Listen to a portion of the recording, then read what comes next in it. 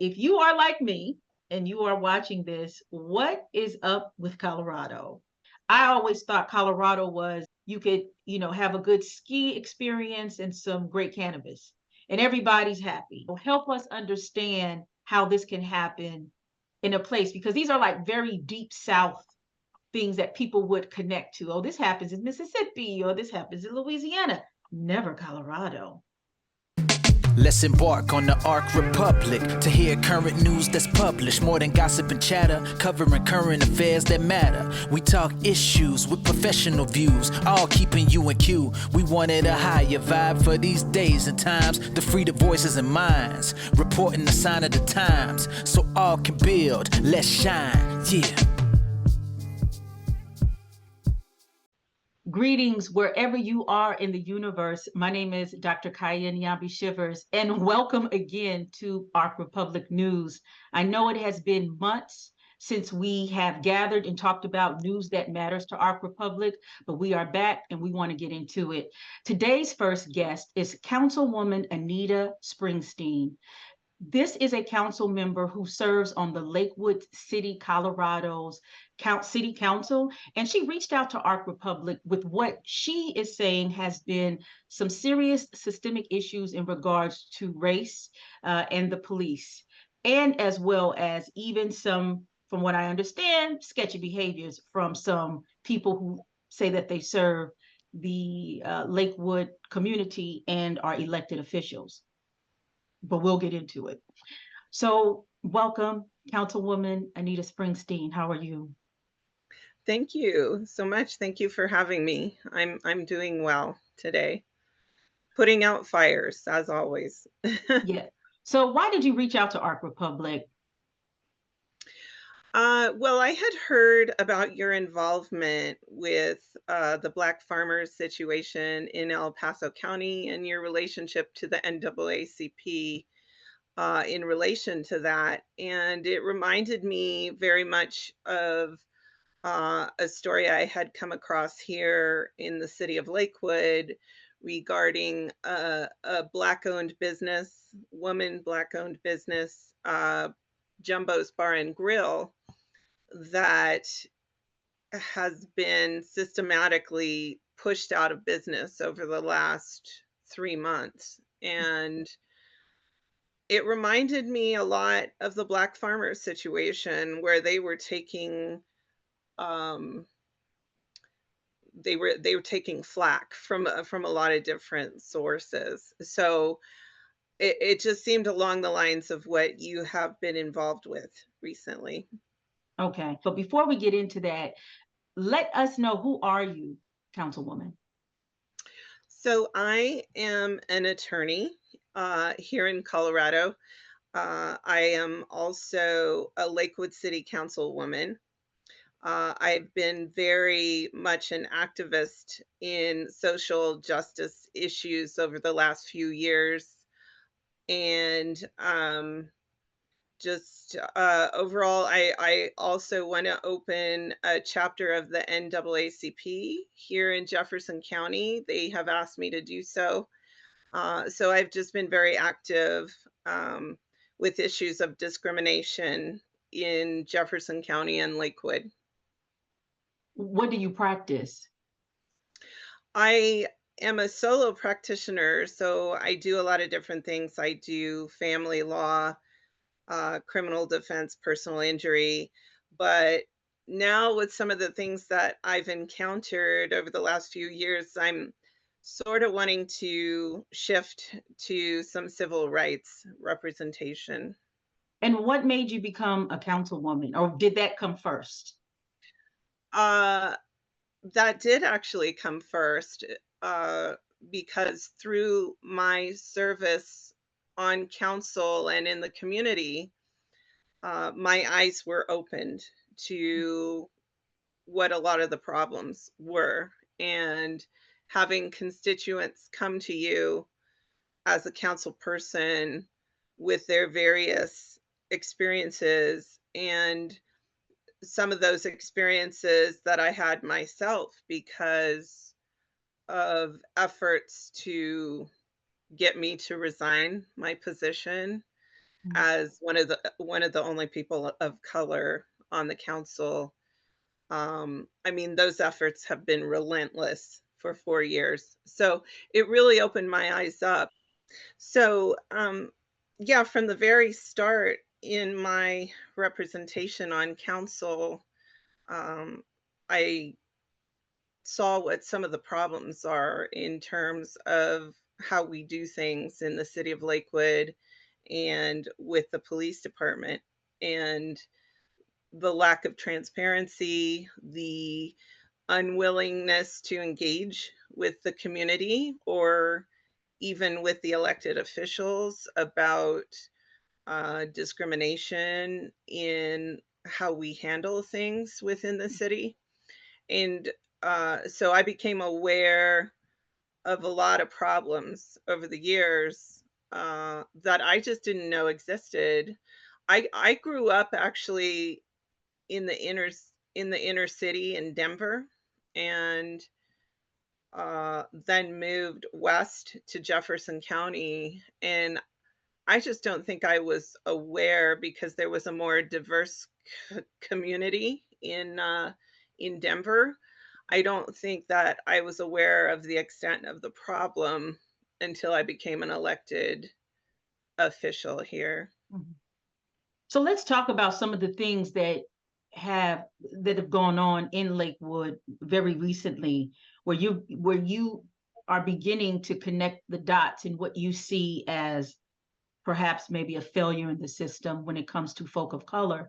Because when we spoke earlier, you said that you feel that the people of color in Lakewood or Jefferson County, but Lakewood specifically, are not being protected adequately and disproportionately are being perhaps I don't want to misquote you, but are disproportionately maybe being surveillanced or singled out or arrested or not properly handled by law enforcement. So let's get into this. You reached out to me initially and you or Arc Republic, and you brought our attention to Jumbo Restaurant. So we're going to go through a couple of the cases or the issues that have brought concern to you. So let's talk about Jumbo Restaurant. So Jumbo's Bar and Grill uh, was the reason I initially reached out to you because of your work with the Black farmers down in El Paso County in Colorado and the relationship to the NAACP there. I had come across this business here in Lakewood, which is a woman Black owned bar, the only one we believe in Lakewood, and they have been systematically driven out of business over the last few months. In fact, they just had a hearing regarding their liquor license this past week, and there was a video that went viral showing the health department showing up with a notice with multiple police in tactical gear to serve a simple notice. And um, to me, the issues are so clear, but the city absolutely has ignored the fact that there is discriminatory behavior here to the extent that at the meeting on the liquor license, the president of the NAACP had come to observe, and she was thrown out of that hearing by the hearing officer within about 10 minutes of her being there. That why and why was she? You were at the hearing, I was, yes. and so let I want to kind of fill in some blanks. So Jumbo Sports Bar and Grill, the Lakewood City, is it the public health department? Who who gives the liquor license? So the liquor license has uh, two branches at the state level and also at the local level. Okay. So the city of Lakewood. Okay. And just to kind of give you some background, the business had been around since 2021. Okay. There had been multiple calls for police over that period of time, which I don't find to be very strange because of where the business is located. It's on West Colfax, which is known to be a pretty rough area. There's a lot of homelessness and drug use. Jumbos had actually come in and cleaned out a bunch of homeless encampments around a building that had sat empty for several years. They have a food truck that sits outside that they cater to people with food, but they had an indoor bar where they were serving alcohol and putting on acts. Um, the calls for service didn't seem to be an issue until just recently when that building was purchased by a new owner on May 27th. Then all of a sudden there was this cascade of activity. Uh, the building was purchased May 26th. Jumbo's was blamed for a shooting outside their bar May 27th. The city showed up on June 1st and just removed their liquor license without any kind of hearing or due process. On June 3rd, another shooting happened two blocks down from the restaurant. On June 8th, the county health department showed up with a notice saying that they needed to get their food license up to par. And then about a week after that, the entire place flooded because their roof was sabotaged and somebody poked a bunch of holes in it with a knife. I mean, I don't find this to be uh, a coincidence. I find this to be somebody decided they were going to be pushed out, and that was that. And so they have attempted to fend this off for several months. They hired a law firm who didn't do a very good job of representing them and then withdrew right before their hearing. What? And And were they able to get a continuation even though the council withdrew? they asked for one, and the hearing officer denied that. Really? Well, let me, Yeah. I'm going to, this is what um Lakewood Police, the communications department sent Ark Republic. Um, in the email, Stacy Olton, who's the communications director, sent what she said is an update of the complaint that is what ultimately is the documentation that they were using against them. It says, over the past year, there have been a series of incidents at Jumbo's which show a troubling pattern of escalating violence and liquor law violations on the licensed premises.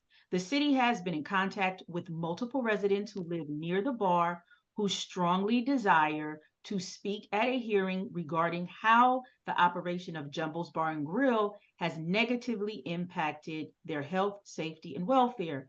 Of note, and as discussed in more detail below, these neighbors allege that on the weekends, Jumbo's turns into an after hours nightclub, which crowds, remain on site until well after 2 o'clock. So I'm thinking that 2 a.m. is the time in which they have to disperse, or that's the city's time in which the bar has to disperse. But I wanted, were there neighbors who testified against the Jumbo's owners? And what are the owner's name? Sorry, the owner. The owner, the owners are Tanisha and Herb Howard. Okay. Um, and yes, there were a few residents who testified against them Mhm. and were very adamant that they had brought a bad element to the neighborhood. But um, they were all white, and at least one of those residents had referred to them as colored people. And um, the other thing I find interesting is that they live in a neighborhood that is commercial right off of West Colfax. And so there's this sort of constant flow through Mhm. there of transients, uh, people doing drugs. There's a liquor store on the corner. There, there's a lot of homelessness around there. And they admitted in the hearing that Jumbo's cleaned up the area and got rid of a lot of those elements. And um, What, only to bring the Black people? Is that what they're saying?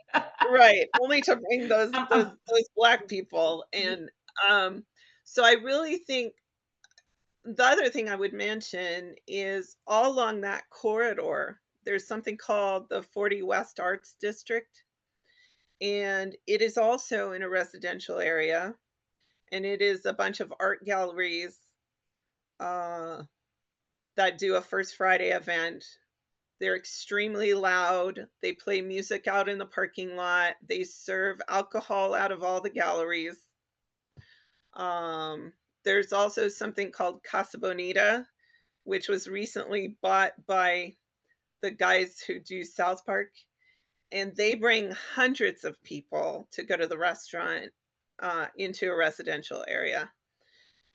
So this is not a quiet little area, and it is an area that's known for violence because of the element along West Colfax.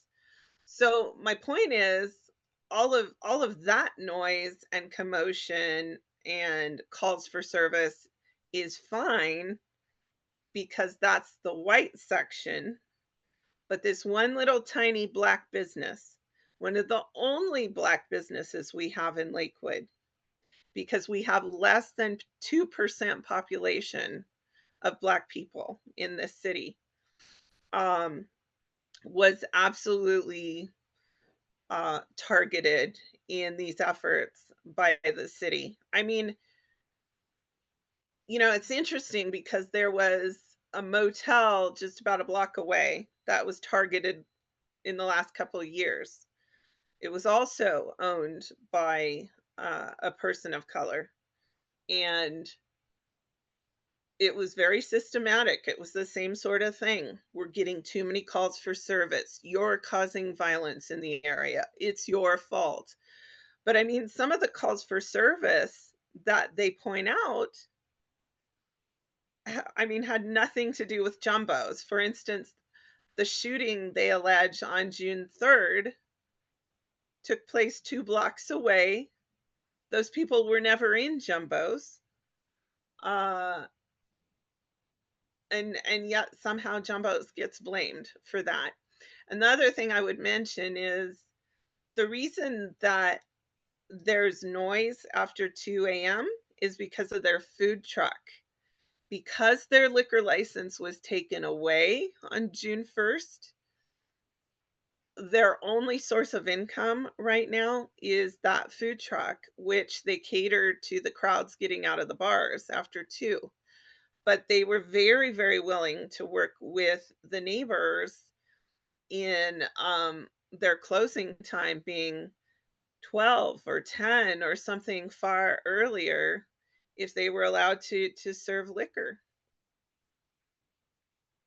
Okay, so with that being said, Councilwoman Springsteen, you have these allegations that the city is making, and then you have one of the few Black-owned businesses fighting them. So let's go back to this. So let's go back to, excuse me. So let's go back to this, um, the hearing where Portia Prescott, who's the president of the NAACP, walks in. have you ever been to a hearing in this type of nature where somebody's license or their something getting revoked? Was this something new? Because I want to know if you had a comparison. I have been to administrative hearings before for various issues. Uh, this hearing was a kangaroo court, in my opinion. Okay. Um, they paraded something like 15 witnesses, kept 10 or more police officers off the beat for the entire day. Um, just very repetitive testimony, a lot of hearsay, and um, it was just a very, very strange hearing. The other thing that stood out to me was there was no lunch break. Um, Ms. Howard was just in over her head because she didn't have counsel, Right. and um, she wasn't permitted to put on her part of the case until very, very late in the day. And at one point, she was having pain in her chest. I don't know if it was a panic attack or something, but for a minute, she was thinking she was going to have a heart attack. And all she got was a few-minute break when that occurred. And so the point at which Portia Prescott came in, the city attorney had been talking to one of the witnesses about some of the acts that come to this bar, like some of the famous musicians who come. And then he started making reference to Bloods and Crips and how somehow gang activity is associated with the music. And it was such a stretch and such a strange thing to bring up.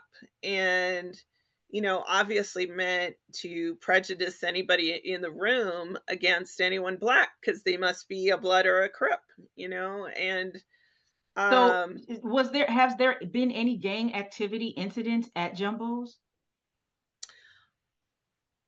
not specifically. No. I mean, there's been injuries and at one point somebody did a drive-by, Mhm. but that's another question mark I have.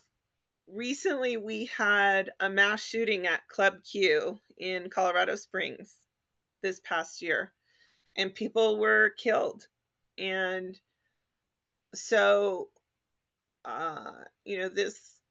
this was known to be an LGBTQ type bar, Right. and people in the community wanted to help them and were compassionate about that. Were they at fault because some psycho walked in the bar and did that?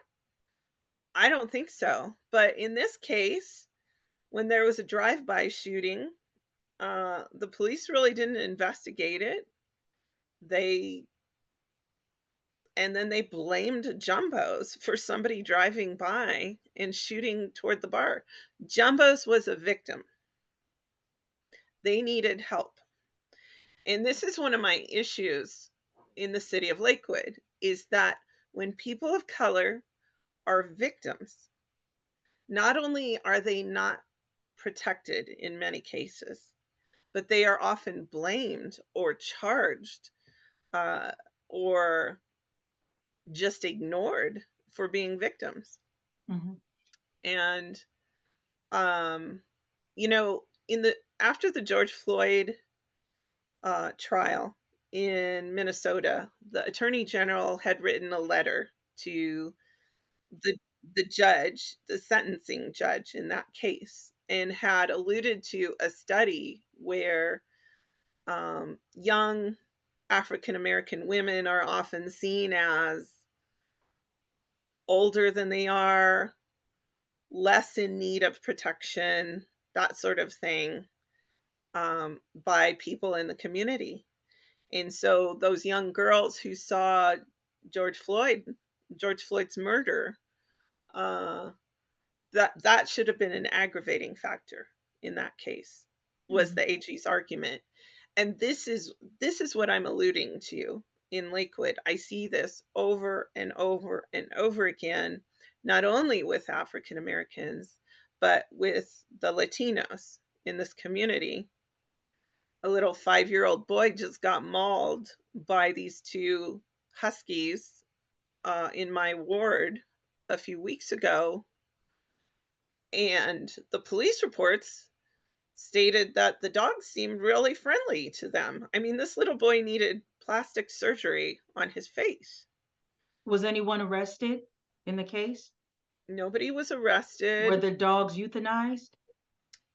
N- they were not, and there was no further response or a Spanish victims advocate until I mentioned it at the council meeting last Monday. And then suddenly they got a call. They think the dogs are going to be euthanized now. But I mean, why? I mean, that slipped through the cracks. And in my contention is if that had been a little blonde girl in the community, that the reaction would have been very, very different. And specifically, if it would have been a blonde girl and the owners of the dogs were Latino or Black, it would have been radically different, right? Absolutely. So yeah, so the Jumbo's Bar and Grill is what I'm hearing is lightweight because there's some other stories and cases that you have that you brought to my attention that are very troubling. So we have the little boy, and from what you were saying is that the mother needed or wanted a translator. She desperately needed. I mean, they were in the hospital all night trying to figure out if they could save his eye and things like that. And fo- fortunately for them, there happened to be a neighbor who was bilingual. But I mean, the police and the city should have provided a Spanish speaking victims advocate and somebody to help her, if not that night, in the weeks following that. Right, in And the none of that happened. none of that in the investigation. Right. Okay, all right. And that's what I keep trying to. I get this short little platform on the city council meetings, and I try to bring attention to some of these issues that come my way and what we are doing wrong. And we as a council body could act together to make changes. But you know what the response was last week when I brought up some of these issues? And this is from the only other person of color on council, Sophia Mayat Guerrero. Uh, she said, nice campaign speech. Mm. Oh yeah, let me tell you, I lived in Newark, New Jersey for 12 years. Council meetings can get very ugly. And it's Yeah. not even about the actual city issues. So there was another case that you brought up too. I want to make sure that we get through several of these incidents or Yes. cases, and that's of Mariana Martinez. And I hope that Yeah. I'm saying her name correctly. That is very disturbing. Can you please let us know what is up with that? What is that case of Mariana Martinez? So in March, I a lot of these things I hear about not through the city, not because we're being informed as elected officials, but through the press. So I happened to see a news sort of a blip of a news thing about um, these two young girls trying to rob a postal worker at gunpoint in a really quiet, very white neighborhood in Lakewood.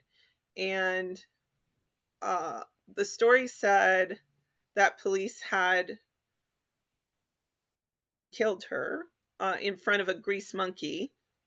And A um, grease monkey, is that an auto shop store? yeah, it's an Okay. auto like oil change shop. Okay. And what caught my attention was that the story changed the next day. So the police had said the first day that she had fired at them and that she had injured a police officer.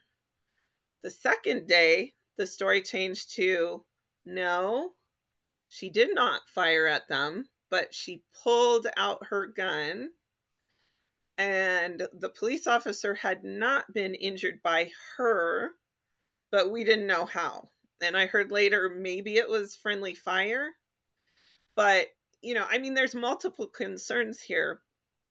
And so for months, I was trying to get more information about what had occurred, or see the body cam footage, or get the police report, just more information.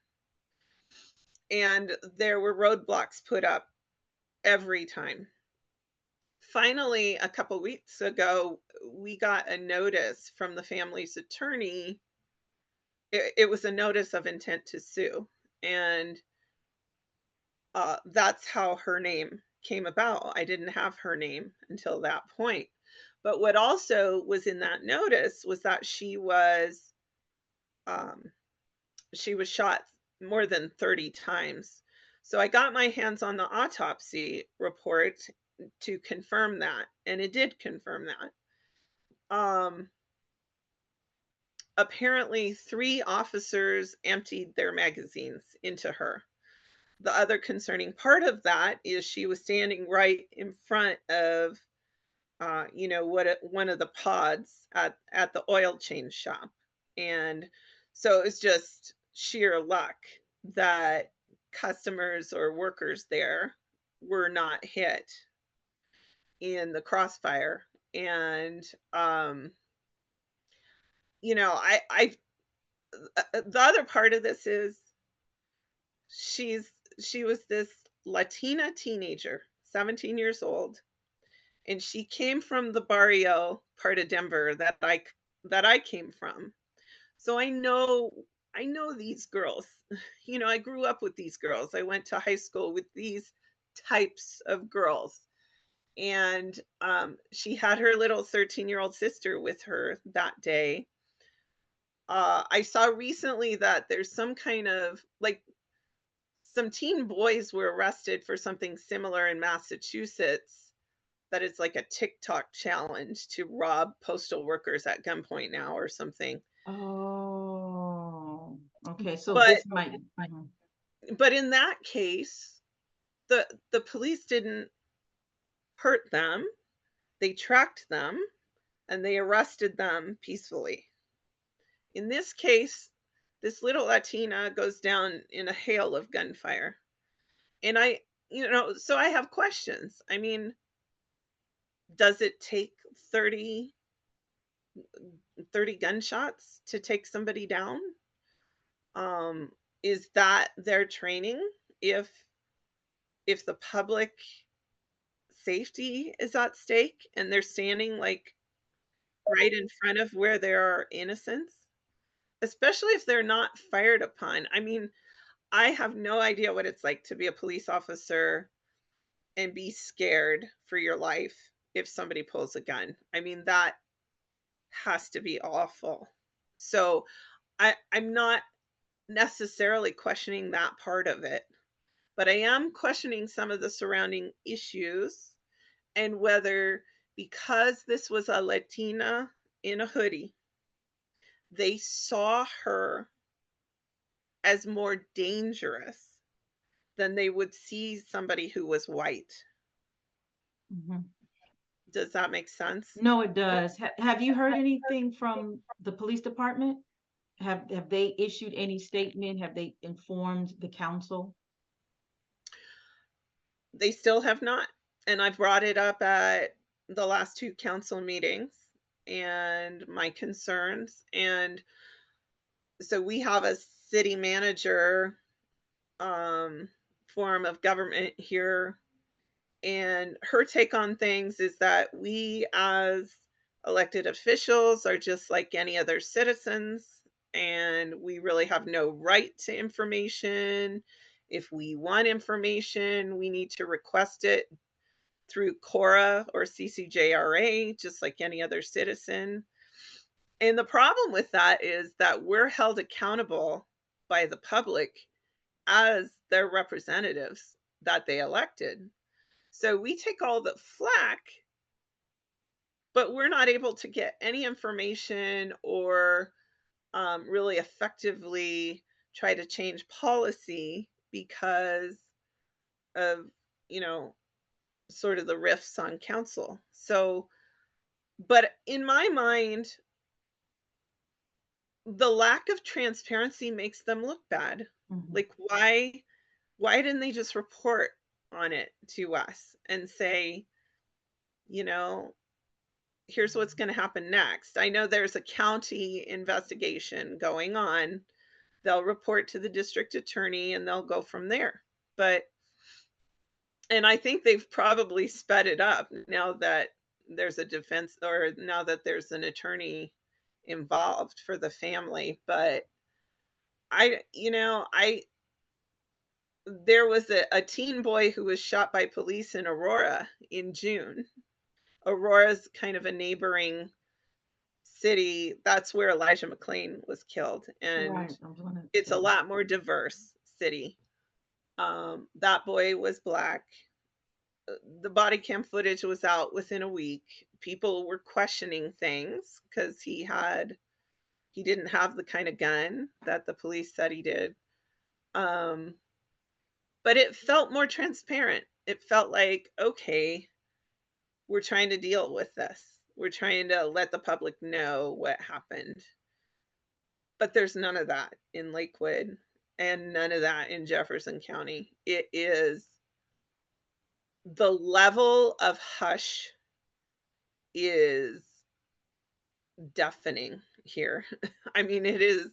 Yeah, I was looking at some information the other day when we talked in terms of police involved shootings in Lakewood.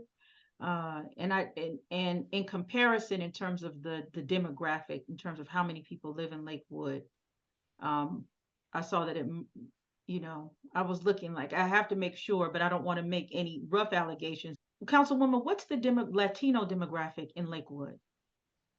So my understanding from the city statistics were that we have 15 to 20% Latino now. Um, One of the breakouts I asked for was, how often are we arresting Hispanics and Latinos versus white people? That was the next question, and maybe that's something that I need to do because, like, that also is disconcerting when the arrests of a demographic doesn't represent the actual representation or percentage of the population. I will definitely do that. Are there some Well, other? what they told me though, what the city told me last year and again this year, is that they don't break out those numbers, that they lump in Hispanics with whites. So you cannot tell how many Hispanics are being arrested versus whites because of how they keep the statistics. Interesting. Yeah. That is interesting. What has Now, you said when you join council, a lot of these issues begin to emerge. And you being one of the few council members of color, there's two Latinas, you and another Latina are the only folk of color on Lakewood City Council. As an elected official, what does that look like for you? Well, um, what I didn't know going into it was that that would play a major factor in my effectiveness, in how I was going to be treated, in the information I would be able to get. Um, and from the very start, there have been very targeted attacks on me to attempt to get me to resign. And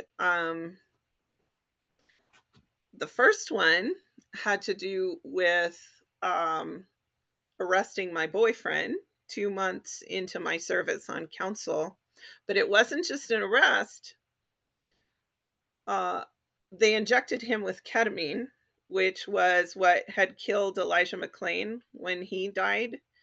Some of the protesting surrounding that. Councilwoman, I And don't, I don't, I don't mean to disrupt you. Why is somebody injected with ketamine? What is that for? what they had said at the time that it was still legal. And my boyfriend and I helped to change that through new legislation. Um, they said when people were in excited delirium, meaning they were uncontrollable and unaware of their surroundings and a danger to themselves and others, they called it. This was a way to get them under control. But House Bill 21-1251 uh, put a ban on law enforcement, engaging with paramedics to do that to people. And so, Yeah, in because our case, I'm sitting here, Councilwoman, excuse me, I'm thinking, how does a police officer who is not trained in mental health make the determination that somebody does not have the capacity in order to control oneself?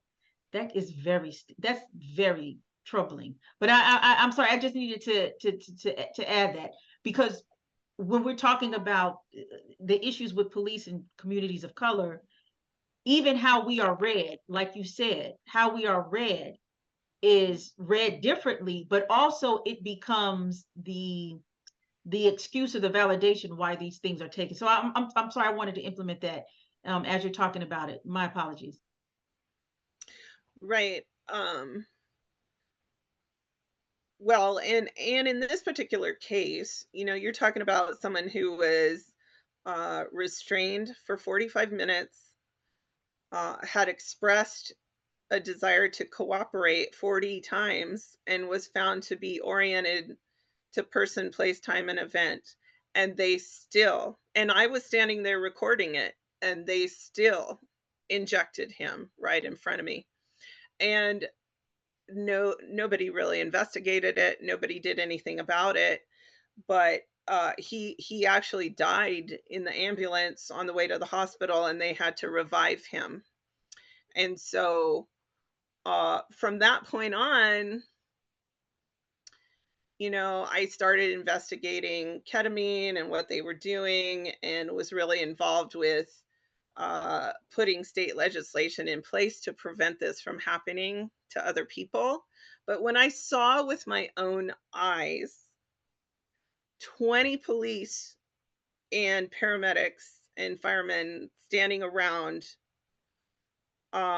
essentially injecting a substance into somebody who didn't need it, and that was going to kill him. I mean, so I became an eyewitness to what the problem is.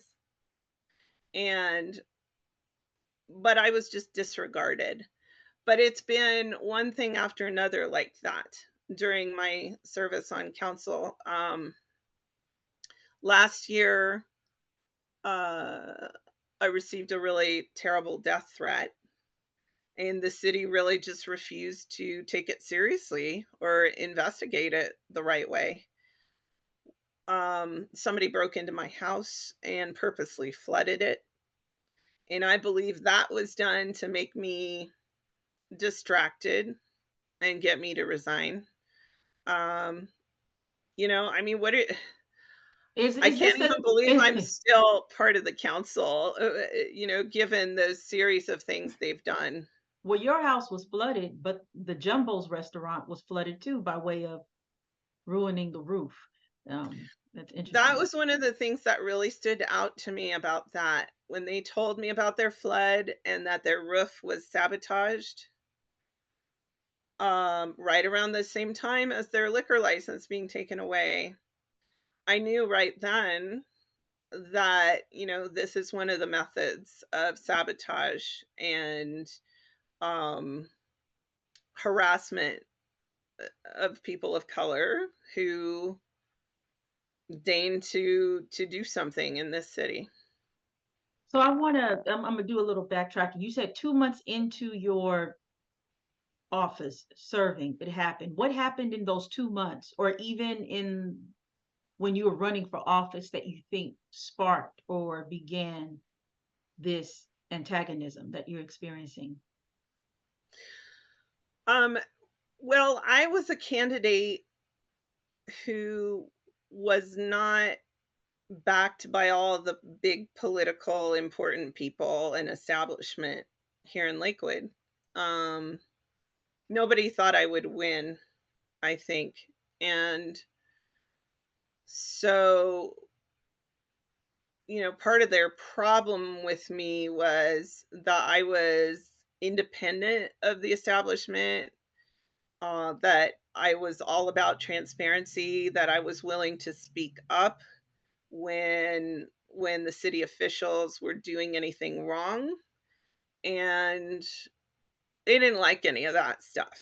They like people who are bobbleheads, who go along to get along, who get into office to, further their political ambitions rather than serve their community. And so there's a lot of those, and I'm just not one of them.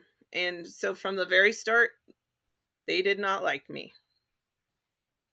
And when you mean they, you mean the council or just the Well, political establishment in general? the political establishment, which, I would venture to say that the staff, the city manager, have a lot more power than the council in this city, because uh, she just controls the council. So And what is the response of the people you represent? the response of as pertains to, Right, your constituency, the people in the city, the ones who elected you, what is their response to the work that you're doing? well, I think, anytime you're a politician, people misunderstand what you're attempting to do. I've had a lot of support from people who understand my social justice and activist attempts to change things. Um, a lot of people don't understand, but I think for the most part, people have been appreciative of what I'm attempting to do. Um, I do think to some extent, uh, people didn't understand how involved I was with pushing for reform and social justice when I was elected. So um, that may have surprised some people that that's my main thing. And to tell you the truth, that became a lot stronger after I became a victim of police excessive force, uh, through my boyfriend almost dying in their hands.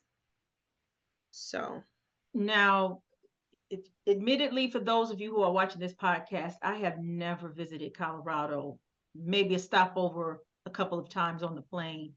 But if you are like me and you are watching this, what is up with Colorado?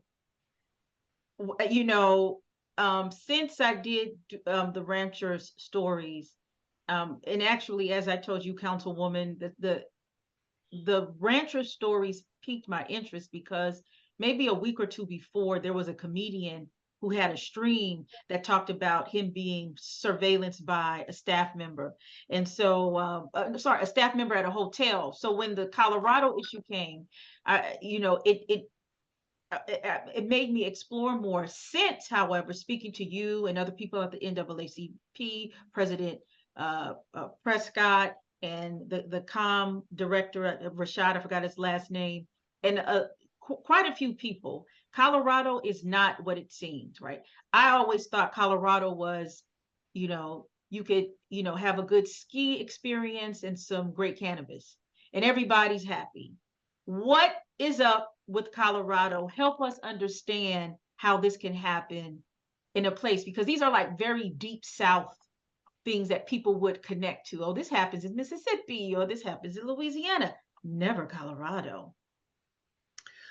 it's really interesting because I don't even think I was aware of how bad it was. Like I said, for most of my life because I lived in the inner city.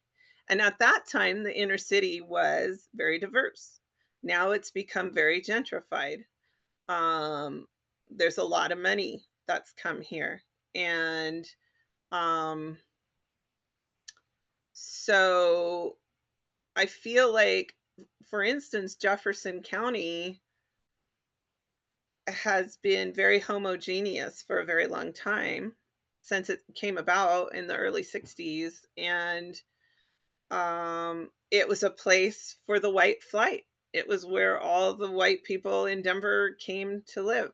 And they weren't used to seeing people of color and, the same kind of diversity. My dad actually taught in Jefferson County when I was little, and he refused to move us out here or for us to attend the schools here because of that factor. He did not think it was diverse enough. And that is changing. I mean, the Hispanic community is coming here, but it's very slow. And I think part of what I see is that the power structure in politics here, even the ones who call themselves progressives, do not really live up to their alleged ideals and don't push these agendas. They see it as, I think, politically risky for them. And I don't care about that. I have a career. I'm an attorney. I don't want to run for president of the United States. I don't care about the politics. And so that gives me the freedom to just push for these things that rock the boat. And I talked to a guy who worked for the local police department for years and then became a chief in another county in Colorado. And I asked him, why am I having such a hard time bridging the gap between the community and the police department, where there's communication and where the community can express not only their concerns about, you know, how the police treat the public, but their concerns about public safety, you know, how we can talk about making the police safer and better training and policy and leadership and all of those things. And he said that in the county he worked in, he met with a citizens review board weekly, but that we don't do that here. And that change is going to have to come from the outside. But he also said that I had this reputation as being anti police and very distrustful of them. And I said to him, I am not anti police. I'm not. But I am distrustful because of all these things that I've seen and the lack of transparency and the unwillingness to communicate. I mean, another case that came my way in February was this woman I knew who lived in Section 8 housing in Lakewood went missing. And she was 69. She was a senior.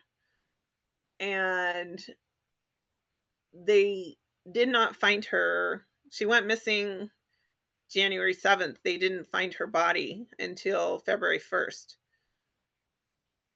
But what really bothered me about the whole story was somebody had reported a dead body in the field where she was found on January 24th. And the police even responded. And they knew she was missing. And they knew she lived about 2 miles from there. And somehow nobody found that body for another week. And, I looked at a lot of the police reports and there were a lot of very concerning things like that. Like why? And what did the family say when her body was recovered? What's going on with that? Well, the family, especially her daughter, Divine, has been absolutely beside themselves. And they are very upset with how it was handled. They are concerned that this was some kind of modern day lynching in retaliation for, Divine had sued the police department years earlier because of her own issues with excessive force that she said she was a victim of. And so that was her concern. Was this some kind of retaliation? I mean, I can't speak to any of that, but I can say that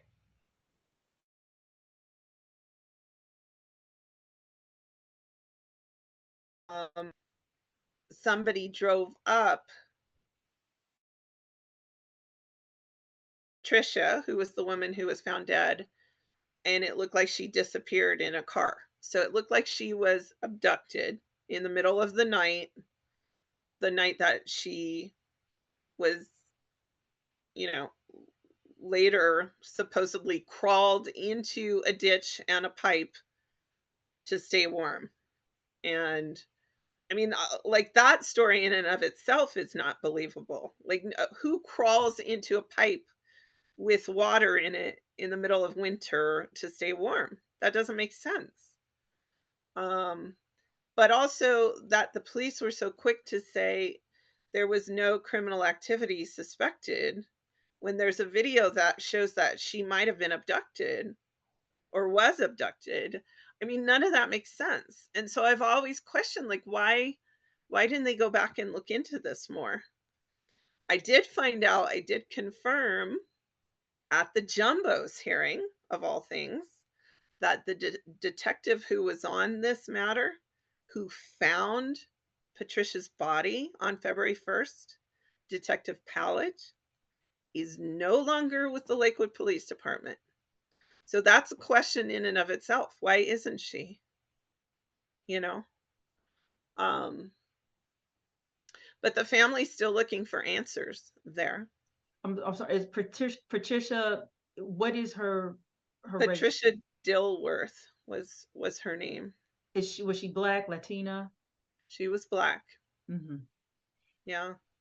So this is a lot. this is I mean, this is I could go on and on for hours. There are so many things like that have occurred. I mean, just briefly to tick a few off. There was a Latina woman who was homeless who was killed in a hit and run just a few blocks from where Patricia's body was found. And not only was there very little investigation until her daughter showed up a couple weeks later, but her daughter was told that she was not a victim because she shouldn't have been walking there. I mean, it was a hit and run. She was hit once, and then another car hit her later and called the police. But clearly, she was a victim. You know, there's another case of a Latina who's been sitting in jail since December, having been accused by the mayor and a couple of counselors of threatening city council with some emails she wrote to us. 4 of the city councilors have said to the DA that we do not find these to be threats. But there is a $250,000 cash only bond that has held her in jail without without any kind of due process for what is almost a year. what is this person's name? Her name is Desiree Gonzalez. Okay. And by point of comparison, a man has been in the news recently for threatening Governor Polis. He left messages saying he wanted to shoot the governor in the head, and he threatened a district attorney as well. His bond was only $3,000, and he's already been released. He got 4 years probation. This woman's threats I mean, we didn't find them to be threats. We found them more to be, she was trying to say she wasn't gonna protect us anymore. Mhm, They were not as, they were not a direct thing. mhm. But that's my question, is like, how in this county does somebody sit in jail for a year, for something, that the Supreme Court of the United States just recently said is not even really, I mean, like, you have to now show intent for it to really be a threat. I mean, the whole standard has changed, but it's just very concerning. And then there was a Latino family who was at a pool at a high-end apartment complex in July, and this white woman was screaming all these racial slurs at them. They were dirty, bunch of Mexicans in the pool. She actually, there was a one in their party was a 13-year-old girl who was recording her saying these things, and she walked up to the girl and smashed the phone out of her hand, and, I mean, that was assault, and she took On the a phone minor, assault on a minor. on a minor. She took the phone from the girl and erased the video, but the video was up in the cloud. And so the family put it up on TikTok, and it went viral. This racist Karen at the pool thing. Um, and I asked police why they didn't press charges for child abuse and a hate crime against this little girl who you can see on the video was assaulted by this white woman. And the police said, oh, the family didn't want to press charges. Well, since when does the family have to want to press charges if you're talking about an assault of a minor and child abuse? They are mandatory reporters. They had to press charges when a child was attacked, and they tried to tell me that it's up to the district attorney now. Well, she's not doing anything either. I mean, she lets case after case after case after case like this go by where she's not protecting people of color, even though she ran on a platform, a progressive platform of protecting people of color.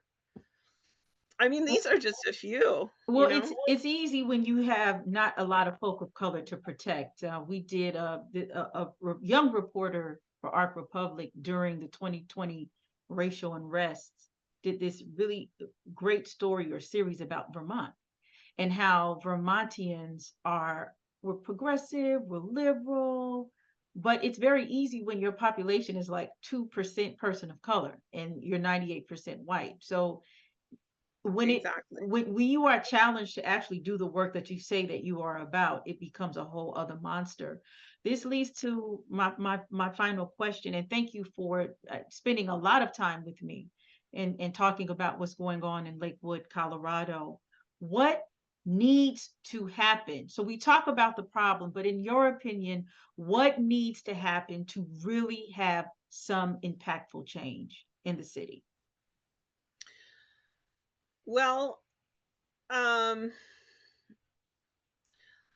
I think there needs to be some serious changes in leadership. So, the city manager, for example, I had a conversation with her last year about when we were hiring a new police chief. And I asked her to consider hiring a Latina or an African American woman police chief. And her response to me was, well, they would have to be qualified, which I found to be a very racist comment because I mean that's sort of a given, isn't it? That they would have to be qualified, but why are you gonna say that just because 'cause I'm talking about women of color? So, this is the prevailing attitude in that permeates the city. She's been city manager here for, like, 13 years or something, and, um, and she's a dictator. She controls the council, she controls the mayor. She doesn't want change.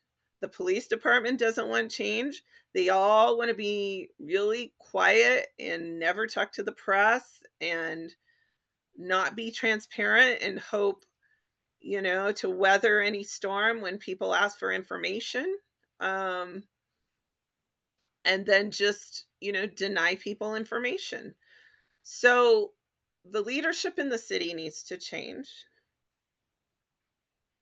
for, I think, there to be any hope of some kind of um, more progressive attitude.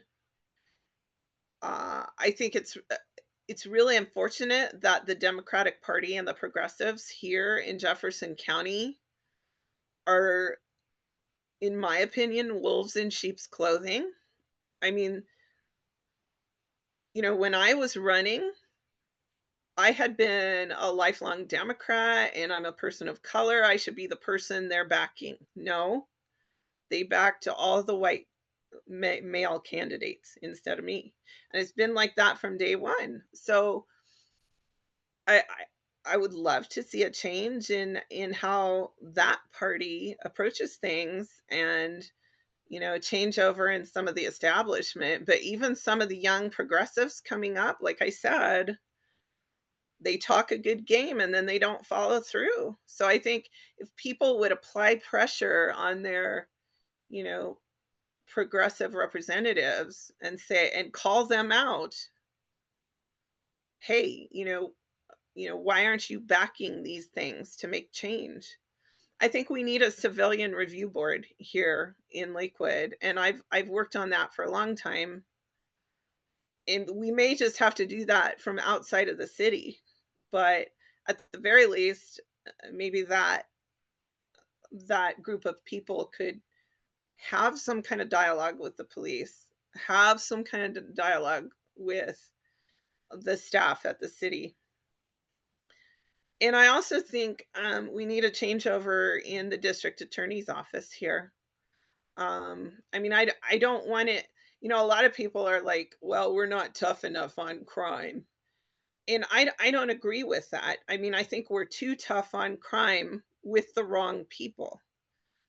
So we need to concentrate our efforts on the violent crime and, lay off the, the homeless people who were trespassing every other day, or, um, you know, people who are just marginalized in our community. Um so I just think we just need to redirect our efforts. So it's not that I think we need a DA who's going to be tougher on crime.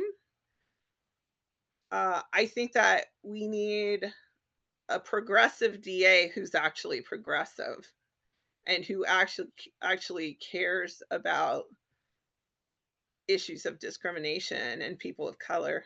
And so maybe what that looks like is actually somebody who's a person of color instead of, we keep shuffling through the same leadership who is all white. Well, I mean, I don't know if this is necessarily pushback, but living in a predominantly Black city and the next representation with Latino folk, unfortunately, your skin folk are not always your kinfolk and Yeah. can be worse in issues and situations. But I do totally understand exactly, what you're talking about, because the default is white folk. And so when you don't consider anything else, it becomes a problem. This is what I'm seeing in Colorado. I have a question, and this goes back to I said that was going to be the last question, but jumbos. I was thinking, did the South Park people or any of the other commercial owners or entrepreneurs on West Colfax, did they support jumbos in their fight? Well, not really. And one of my ideas was to reach out to from South Park if I could find a way to do that, because it's just a few blocks from them. And I think they're the sort of people that might be interested in what this poor little business is going through and how it's being treated disparately to, business like theirs. So, um, but unfortunately, here's the other factor there. That whole corridor is being redeveloped. And so mom and pops are getting shoved out in general. But, I think a lot of times it all goes back to the money and the developers, and they wa- they want to, the land prices have gone up a lot. They want to gentrify the whole area.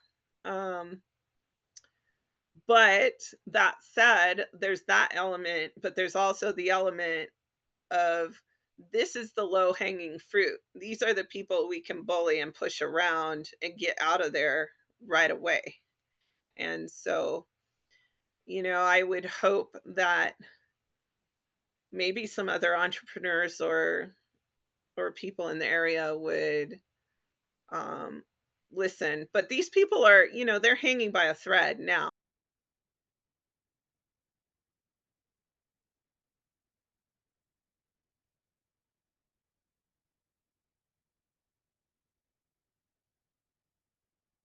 Due to technical difficulties, we lost Councilwoman Springsteen in our recording. We will have her back to give updates and talk about what's going on in Lakewood, Colorado, and in Colorado generally.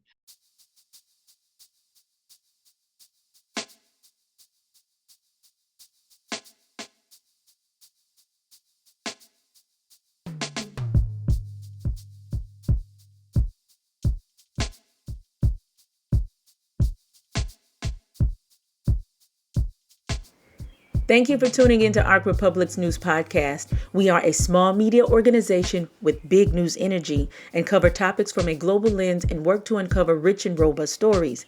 Any contribution towards our operation will fuel a much needed media revolution. So how can you do that?